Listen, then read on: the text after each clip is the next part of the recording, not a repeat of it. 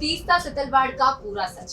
आजकल आप एक नाम बहुत सुन रहे होंगे, तीस्ता सितलवाड़ का। तो आखिर कौन है ये तीस्ता सितलवाड़ और क्यों हो रही है उनकी चर्चा, आइए जानते हैं ग्राफिक्स के माध्यम से। तीस्ता सितलवाड़ मुंबई की रहने वाली हैं और उनके पिता वकील थे और उनके दादा अटॉर्नी जनरल। तीस्ता ने पत्रकारिता की और पत्रकार जावेद से शादी कर ली। पहली बार तीस्ता का नाम चर्चा में आया गुजरात दंगा 2002 के टाइम पे, जब उन्होंने दंगा पीड़ितों को इंसाफ दिलाने के नाम पर आवाज उठाई। तीस्ता ने 2002 के गुजरात दंगा पीड़ितों की मदद के लिए 2 एनजीओस खोले। एक का नाम था सबरंग ट्रस्ट और दूसरे का नाम था citizen for justice and peace. ये एनजीओ दंगा पीड़ितों को कानूनी और आर्थिक मदद देने के लिए बनाए गए थे। सुप्रीम कोर्ट ने 2002 के गुजरात दंगों के मामले में तत्कालीन मुख्यमंत्री नरेंद्र मोदी को क्लीन चिट देने वाली एसआईटी रिपोर्ट के खिलाफ याचिका को 24 जून को खारिज कर दिया था। कोर्ट ने यह भी कहा था कि मामले में को पिटिशनर सितलवाड़ ने जाकिया जाफरी की भावनाओं के साथ खिलवाड़ किया। कोर्ट ने तीस्ता की भूमिका की जांच की बात कही थी। कोर्ट के निर्देश के बाद गुजरात क्राइम ब्रांच ने तीस्ता को हिरासत में ले लिया। तीस्ता सितलवाड़ गुजरात दंगों के बाद कानूनी मुहिम और अपने एनजीओ को लेकर विवादों में रही। अब जानिए उन पर आरोप क्या क्या लगे। तीस्ता पर धार्मिक भावनाएं आहत करना, फर्जी सबूत जुटाने के आरोप लगे। जिन जगहों पर गुजरात दंगों के शव दफनाए गए थे, उस जगह खुदाई कराने के आरोप भी तीस्ता सितलवाड़ पर लगे। तीस्ता पर विदेश से आए पैसे के दुरुपयोग और धोखाधड़ी करने के आरोप लगे।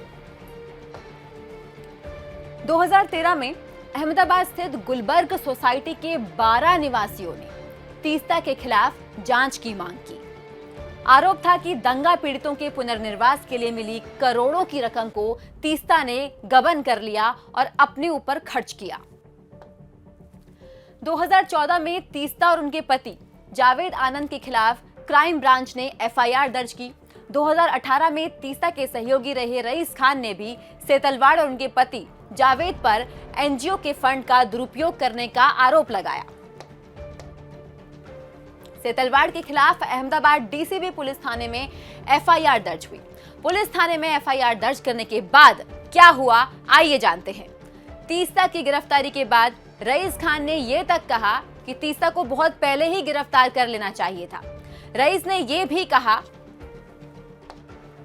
कि तीस्ता ने पीड़ितों के साथ धोखा किया है, ऐसे लोगों को माफ नहीं किया जाना चाहिए और तीस्ता ने देश और विदेश से जो फंड जमा किया उसका 1% हिस्सा भी पीड़ितों तक नहीं पहुंचाया। कहा जाता है कि अपने राजनीतिक आकाओं के इशारे पर तीस्ता सितलवाड़ ने तब गुजरात के मुख्यमंत्री नरेंद्र मोदी को फंसाने के लिए सामाजिक कार्यकर्ता के नाम पर साजिशों का अंबार खड़ा किया था। 2010 में उदय माहुरकर ने एक मैगजीन में अपनी स्टोरी में ये साफ कर दिया था कि कैसे तब गुजरात के मुख्यमंत्री नरेंद्र मोदी को निशाना बनाने के लिए मानवाधिकार कार्यकर्ताओं द्वारा सबूत फिक्स किए गए थे। एसआईटी ने जब जांच की शुरुआत की तो पहले सुप्रीम कोर्ट ने अपनी याचिका में नरोदा ग्राम मामले के एक प्रमुख गवाह नानू मियां मालिक का कहना था कि मदीना नामक एक विवाहित महिला का दंगाइयों ने दुष्कर्म किया था। मदीना नामक मालिक ने बाद में एसआईटी को बताया कि ये आरोप तीस्ता सितलवाड़ के इशारे पर लगाया गया है और मदीना ने भी आरोपों से इनकार किया। नरोदा पाटिया कौसरवानू केस में भी आरोप और बयान बिल्कुल अलग थे।